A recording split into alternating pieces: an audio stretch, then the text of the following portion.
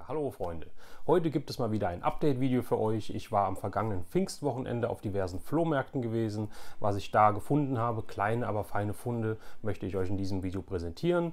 Ich war in einem sogenannten 1-Euro-Laden, auch dort bin ich fündig geworden. Und natürlich gibt es auch eine weitere Frage von euch an mich, die ich in diesem Video beantworten werde. Also starten wir direkt los.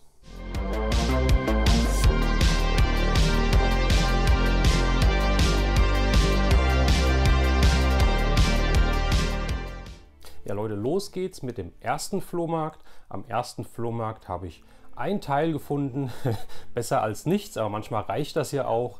Und zwar ein kleines Kinderbrettspiel von Bussi Bär von FX Schmidt. Ja, aus den, ich meine, das müssten die 70er Jahre sein. Ein kleines Brettspiel, Legespiel nennt sich das.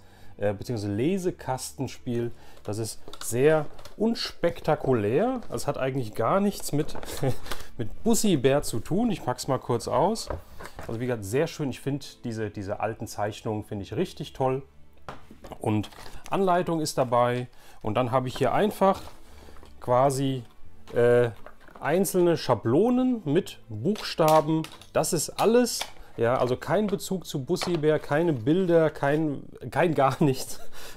Und ich kann dann halt laut Anleitung irgendwelche Vorgaben machen und da muss das Kind halt aus den Buchstaben irgendwelche Sätze oder Wörter bilden. Finde ich sehr schön. Von der Verpackung her wandert so in meine kleine Spielesammlung. Und das war der erste Fund vom ersten Flohmarkt. Ja, am zweiten Flohmarkt das gleiche Spiel. An dem Tag habe ich, Wortwitz, ein Spiel gefunden. Und zwar ein Gameboy-Spiel, das gute Glücksrad hier. Ja, ein sehr schöner Zustand. Ja, hat mich 3 Euro gekostet, das Spiel. Die Dame wollte 5 haben, haben uns dann auf 3 Euro geeinigt. Das Schöne ist, es ist auch eine original Nintendo-Schutzhülle dabei. Ja, und Glücksrad habe ich früher immer mit meiner Mutter damals geguckt. Das kam ja auf Sat 1. Ich weiß nicht, irgendwann so um 7, also irgendwie vor dem Abendprogramm, glaube ich. Und haben wir immer toll mitgerätselt. Jetzt habe ich das Gameboy-Spiel in meiner Sammlung und werde das mit Sicherheit mal auf meinem alten Gameboy, der auch noch in meinem Besitz ist, also Erstbesitz von mir, austesten und spielen. So Leute, der nächste Flohmarkt oder der letzte Flohmarkt war ergiebiger. Ich habe Toys, also Spielzeugfiguren nenne ich es mal, gefunden, Gummifiguren. Und zwar komischerweise nicht an einem Stand, sondern an verschiedenen Ständen. Ich möchte anfangen hier mit der guten Biker Mais. Ja, also wem sagt das nichts? Ja, das ist eher 90er, also eher nach meiner Spielzeugzeit. Aber den konnte ich auch nicht liegen lassen. Der ist von Bully. Von 1994. Ja, ist wie gesagt, Bully sind ja diese Gummifiguren. Ja,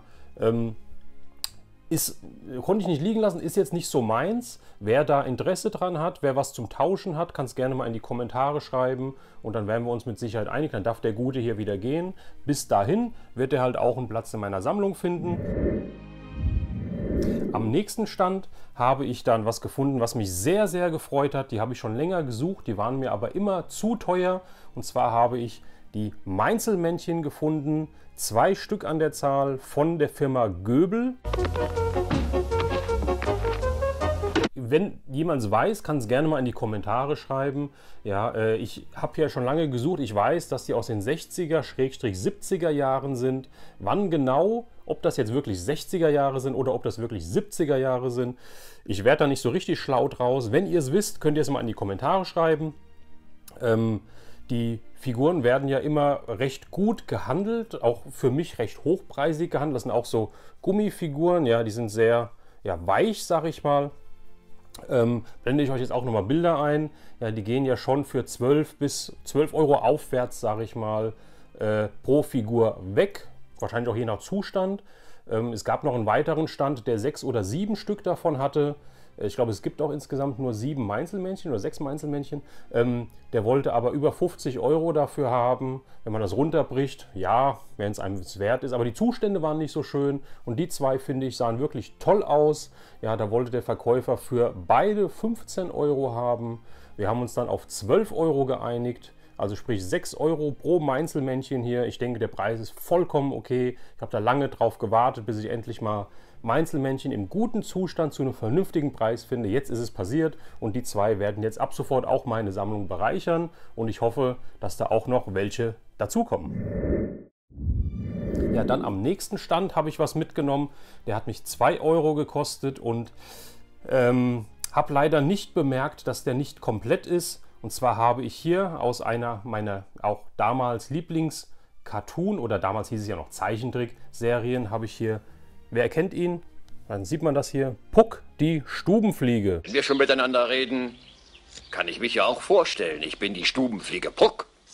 Aha. Von Biene Maya.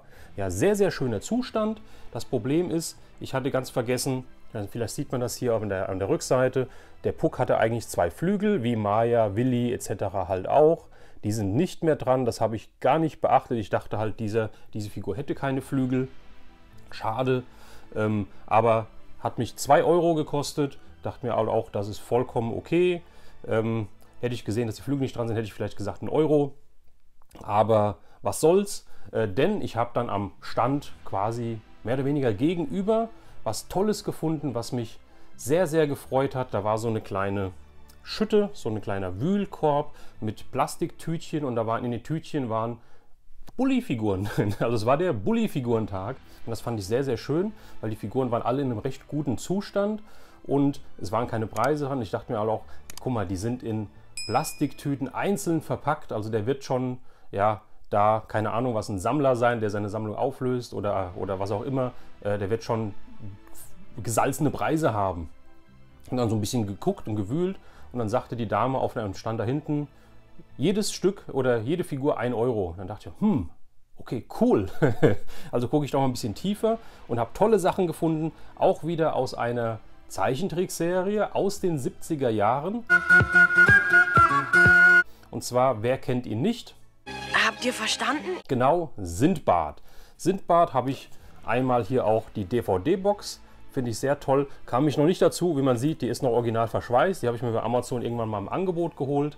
Aber auf jeden Fall ein Kindheitsflash von mir. Also ich habe Sindbad früher sehr gerne geguckt. Genauso wie die Biene Maya, wie Kimba der weiße Löwe, wie Pinocchio. Die ganzen Serien halt. Diese Nippon-Serien, die aus Japan kamen. Und habe tolle Figuren gefunden. Nämlich ich habe einmal Sindbad himself. Der ist ja auch von, Moment, ihr müsst jetzt gucken, die sind auch von Bulli, meine ich. Taurus war das Filmlabel, sage ich mal, ja, sind von 1978. 78 steht unten drauf. Und der Sindbad hat einen, sieht man es hier wahrscheinlich in dem Bild, einen lilanen Turban. Ich habe auch geguckt, das war wirklich so bei den Figuren. Im Cartoon hat er ja einen weißen Turban. Wieso der hier einen lilanen Turban als Figur hat, wer es weiß, kann es gerne in die Kommentare schreiben. Ich weiß es nicht. Auf jeden Fall Sindbad. Dann habe ich hier seinen Kumpel Hassan. Der Hassan war auch mit dabei, auch in einer Tüte, auch mitgenommen. Die Figuren sind alle in einem wunderschönen Zustand. Die haben so gut wie 0 Farbabrieb. Ja, das sieht wirklich aus, als wären die von einem Sammler gewesen, der die wirklich halt nur irgendwo schön gesammelt hat. Also wirklich im Regal oder wie auch immer hat und nicht bespielt wurden. Dann haben wir hier ihn hier. Wer kennt ihn noch? Wer die Serie kennt, das ist Ali Baba. Also wirklich Ali Baba und die 40 Räuber. Ja, Ali Baba, auch ein Kumpel von Sindbad. Ja, auch der hier mitgenommen. Und dann habe ich hier, zeige ich euch auch nochmal den ersten, den Kalif. Nennt sich Kalif. Da bin ich jetzt aus der Serie ein bisschen draußen. Ich weiß nicht, ob es da einen bestimmten Kalif gab oder wer bestimmt das war. Den habe ich mir mitgenommen und der war mehrmals in dieser Schütte drin. Und ich habe, oh Gott, 3 Kalifen mir ausgesucht.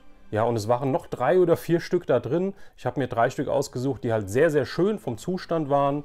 Habe dann nämlich insgesamt 3. Und mit den 3 hier habe ich 6 Figuren gehabt. Und dann haben wir 5 Euro gemacht für die 6 Figuren. Fand ich sehr, sehr toll von der Dame. Ich hätte auch 6 Euro bezahlt, aber wir sind halt auf dem Flohmarkt, ja, und wir waren auf dem Flohmarkt und deswegen war das ein Versuch wert mit den 5 Euro. Und 2 von den Kalifen dürfen wieder gehen, ja, wenn jemand Bully-Figuren hat, speziell von Sindbad, suche ich halt noch den Rest. Ja, da gibt es noch 2, 3, da gibt es noch den Raben oder den Vogel halt, ja, sag ich mal. Und noch 1 oder 2 weitere Figuren. Würde ich gerne tauschen, wenn jemand den hier fehlt, wenn jemand anderes doppelt hat. Schreibt es in die Kommentare, lasst es mich wissen und dann werden wir uns mit Sicherheit einig. Ja, und da das noch nicht alles war auf dem Flohmarkt, habe ich, wie gesagt, das war halt dieser Bully-Figurentag, habe ich noch was Tolles gefunden und zwar einen Bully-Setzkasten. Ist das toll, oder? Und das war auch wieder an einem anderen Stand. Also irgendwie war an diesem Tag halt wirklich alles auf diese Figuren ausgelegt. Ja, ich hoffe, man sieht das hier so. Ja, ein Bully-Schlumpf-Setzkasten. Das ist ein Schlumpfhaus. Auch 70er Jahre. Ja, ist hinten ein bisschen ja, verkratzt. Ja, ist hinten, hier war mal ein Aufkleber drauf, den kriegt man aber gut weg. Ja, muss ich auch noch machen, wenn ich die Zeit dazu finde. Und dieser Setzkasten, da wollte derjenige 15 € für haben. Ich habe da nicht so wirklich ein Preisgefühl für gehabt. Ja, der wollte 15 € für haben. Wir haben uns dann auf 12 € geeinigt. Ich habe jetzt im Nachhinein nochmal auf eBay geguckt. Habe halt nicht wirklich einen verkauften gefunden. Die werden angeboten, ja, von 30 € aufwärts. Ich kann mir nicht vorstellen, dass die für den Preis auch weggehen. Wie gesagt, ich habe keinen gesehen, der verkauft wurde. Ja, aber trotzdem denke ich, dass 12 € für so einen alten, schönen Setzkasten vollkommen okay sind. Auch da könnt ihr gerne in die Kommentare schreiben, ob ihr so einen mal gefunden habt, was ihr denkt, wieso der Preis sein sollte. Wie gesagt, lasst es mich gerne wissen. Ja, das waren die Flohmarktfunde. Dann habe ich ja gesagt, ich war nochmal bei uns in einem 1-Euro-Laden, in dem Teddy. Ja, für die, die es genau wissen möchten, der ist ja mehr oder weniger auch ein 1-Euro-Laden. Ich nenne es halt einfach so, auch wenn da Sachen sind, die kein Euro, sondern mehr kosten. Und da habe ich ein paar Sachen gefunden. Einmal habe ich mir mitgenommen aus Jux und Dollerei ein Super Mario Bros. Ja, Zeichenset oder wie man das nennt. Also sprich mit einem Kuli, mit einem Bleistift, ein Lineal, ein Spitzer und ein Radiergummi. Ja, das Ding hat mich irgendwie, ich habe jetzt keinen Preis mehr drauf, das hat 1,95 oder sowas gekostet, meine ich. Ja, und dachte mir, für den Preis nimmst du es einfach mit. Ja, wandert so ein bisschen in meine Retro-Gaming-Ecke, sage ich mal. Ja, für so einen Preis ein No-Brainer für mich. Dann habe ich wieder Hot Wheels gefunden. Und zwar wieder, ich habe ja letzt schon mal beim Aldi einen Batman Hot Wheel gefunden. Und fangen wir so an und habe hier einen weiteren, also auch wieder das ja, 66er Batmobil in Unfallversion, nenne ich es mal. Also der wurde irgendwo gegengefahren, sowohl vorne wie auch hinten. Deswegen ist das Auto so gestaucht. Nee, nur Spaß. Und ich habe ja zuletzt das Auto in einem roten Design gefunden, mit roten ja, Rallye-Streifen nenne ich es mal und roten Felgen. Und jetzt habe ich das Ganze nochmal in einem Blau-Türkis, wie auch immer man es nennt. Ja, die Scheiben sind auch blau, ich hoffe, das sieht man so einigermaßen hier. Ja, und die Autos haben mich 1,49 glaube ich gekostet. Auch da, wenn ich so eins sehe, nehme ich es immer gerne mit. Das zweite ist wieder ein Batmobil. Batman, oh Gott, ich kann es jetzt gar nicht lesen. The Brave and the Bold, Entschuldigung, so, The Brave and the Bold. Batmobil, auch finde ich Batmobile immer bei mir gerne gesehen. Ja, wenn ihr Batmobile abzugeben habt irgendwie, ja, auch da gerne in die Kommentare schreiben. Batmobile gehen immer. Und das ist auch sehr schön in einem Rotton, Rot-Metallic gehandelt. Rot-Metallic. Finde ich sehr, sehr schön. Und auch das wandert in meine kleine Hot Wheels Sammlung. Und dann, den gibt es ja schon länger, aber ich habe nie einen gefunden. Und wie gesagt, auf eBay oder sowas dann halt 3, 4, 5 € für auszugeben. Für was 1 Euro bis 1,50 € kostet, habe ich auch keine Lust. Und das ist auch kein Muss. Wenn ich es finde, nehme ich es mit, wie gesagt. Aber jetzt habe ich ihn gefunden. Und zwar von Star Wars, den Landspeeder. Finde ich auch sehr, sehr schön, dass Hot Wheels Star Wars Sachen rausbringt, auch von der Originaltrilogie. Ich finde es halt sehr schön. Ja, es gab ja immer schon mal Sachen von neueren Star Wars Filmen oder irgendwelche Autos, die nur in dem Farbdesign halt angelegt waren zu irgendwelchen Figuren. Und dieser Landspeeder, der X34, finde ich sehr, sehr toll. Also auch der wandert in meine Hot Wheels Sammlung. Ja Leute, das waren meine Funde, das war meine Ausbeute. Es gibt demnächst wieder weitere Videos. Ich habe eine Channel-Spende bekommen, die werde ich in einem der nächsten Videos euch präsentieren. Sehr, sehr toll. Ja, Wahnsinn. Ich bin da immer sprachlos, wenn ich sowas bekomme. Wenn jemand sagt halt, hier, ich möchte dir was schicken, finde ich Wahnsinn, finde ich super toll. Aber jetzt kommen wir zur Fragerunde. Ja, auch hier wieder, ich blende hier die E-Mail-Adresse ein. Wenn ihr Fragen habt, die ihr an mich richten wollt, egal um welches Thema es geht, um meine Sammlung, ums Sammeln generell, wenn ihr irgendwelche Fragen zu Figuren etc. habt, zu Fernsehserien, zu Filmen, was auch immer, schreibt es mir und dann landet die Frage in einem der nächsten Videos. Und in diesem Video hat mir der Nico auf Facebook eine Nachricht geschickt. Auch das geht, also auch Facebook, Instagram, auch da könnt ihr mir Nachrichten schicken. Ja, und er schreibt, beziehungsweise er möchte wissen, was denkst du, wieso bei dir, in Klammern wie auch bei vielen anderen, diese so starke Bezug zu den alten Toys vorhanden ist. Finde ich auch eine super Frage, denn ich habe dann auch mal Revue passieren lassen. Früher war das, beziehungsweise bei meinen Eltern oder so, war es nicht so. Das ist auch eine andere Generation. Die hatten auch nicht so viel Spielzeug oder was auch immer. Ja, bei mir ist es, ich spreche da für mich erst einmal, bei mir ist es pure Nostalgie, pure Erinnerung an meine Kindheit, an diese schönen Zeiten, die man damals hatte, ja, mit den Figuren gespielt hat. Nicht nur mit den Figuren gespielt hat, sondern auch hier, wenn man halt vorm Fernsehen gesessen hat und hat die Mainzelmännchen gesehen, weil die gerade in der Werbepause von oder vor und danach ein Colt für alle Fälle zum Beispiel, die Mainzelmännchen kamen, Colt für alle Fälle kam hier im ZDF. Das sind so schöne Erinnerungen, das sind so Nostalgiemomente. Da macht es bei mir auch irgendwie Klick und bei mir kommen manchmal Sachen in den Sinn, wo ich seit Jahren oder Jahrzehnten, so alt bin ich ja schon, nicht mehr dran gedacht habe. Also das ist wunderschön, mich so in dieser Nostalgie zu suhlen, Erinnerungen wieder hervorzukramen, mich einfach an diese schöne Zeit zu erinnern und ja, glücklich zu sein, dass ich diese schöne Zeit wirklich in Erinnerung habe und auch jetzt noch ausleben kann. Ja, das finde ich halt auch das Schöne daran. Uns geht es allen so gut, Leute. Ja, wir haben alle ein so geiles Hobby. Ja, wir hatten alle so eine tolle Kindheit und das möchte ich halt nicht missen. Ja, und deswegen rufe ich es mir immer wieder in Gedächtnis. Und ich denke mal, das wird auch bei vielen anderen von euch so sein, die halt speziell an diesen Vintage-Toys, an diesen alten Spielsachen ihren Spaß haben, weil sie halt einfach damit irgendwas verbinden. Sei es, wie sie im Sandkasten damit gespielt haben, sei es, wie sie mit ihrem Freund oder Freundin oder mit der ganzen Clique halt irgendwie im Matsch gespielt haben mit den Figuren. Ja, man hat sich vielleicht halt bei den Freunden, wie das über die Jahre so ist, aus den Augen gelebt. Man hat sich ja verlebt, die Leute sind weggezogen, haben eine Familie gegründet, was auch immer. Man hat keinen Kontakt mehr, was ich halt immer noch sehr, sehr schade finde. Aber so ist das Leben nun mal. Ja, und wenn man sich halt nicht mehr sieht, wenn man keinen Kontakt mehr hat, hat man immer noch die Erinnerung und die Erinnerung kann einem keiner nehmen. Das war ganz schön philosophisch und das ist jetzt auch der Schlusspunkt für dieses Video. Ich hoffe, es hat euch gefallen. Wie gesagt, wenn ihr Fragen habt, schickt es mir. Hier ist die E-Mail-Adresse und dann sehen wir uns beim nächsten Video, Leute. Macht's gut, euer Retro Rauner.